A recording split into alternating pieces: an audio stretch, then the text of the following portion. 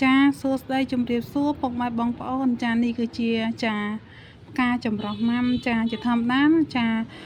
យើងចងទុកសម្រាប់ជូនម៉ួយដើម្បីកាត់ចាយកទៅទិញយកទៅបូជាព្រះឬកងម៉ា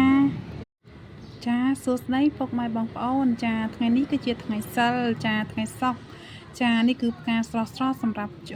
ចងជូនជាមួយនឹងអតិថិជនចាដែលស្ថិតនៅក្នុងខេត្តសៀមរាបចាអញ្ចឹងផ្កាចម្រុះស្រស់ស្អាតមែនទែនចាលាយអំពិលពើមានផ្កាដូចជាចាផ្កាចន្ទូផ្កាម៉ាំចាផ្កាសីមន្តដើមរាសីមង្គលដើមរាសីខៀវរាសីមាសចា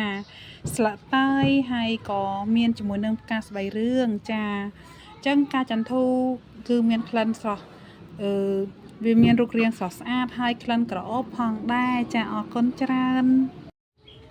ចាសួស្តីពុកម៉ែបងប្អូនចានេះគឺជាផ្កាអូកាដេចាស្រស់ស្អាតមែនទែនពុកម៉ែបងប្អូនចាហើយ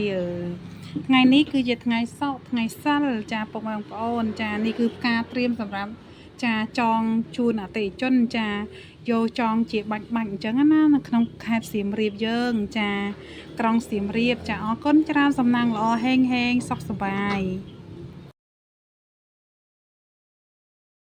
ចាសួស្តីពុកម៉ែបងប្អូនចាសួស្តីថ្ងៃសុក្រចាសំណាងល្អហេងចាថ្ងៃនេះគឺជាថ្ងៃសិលចានេះគឺជាផ្កាអូកាដេចាយ៉ាងស្រស់ស្អាតចាថ្មីតែម្ដងចាសម្រាប់យកទៅចាចងជាផ្កាចម្រុះជូនជាមួយនឹងអតិថិជនចាអរគុណច្រើនសំណាងល្អហេងទាំងអស់គ្នាចាថ្ងៃថ្មីរស់ស៊ីមានបានគ្រប់ចាការងារនិងការរស់ស៊ីទាំងអស់ចាសុខសប្បាយគ្រប់ទីកន្លែងចាអរគុណច្រើនបងប្អូនទាំងអស់គ្នាចាដែលតែងតែចាជួយ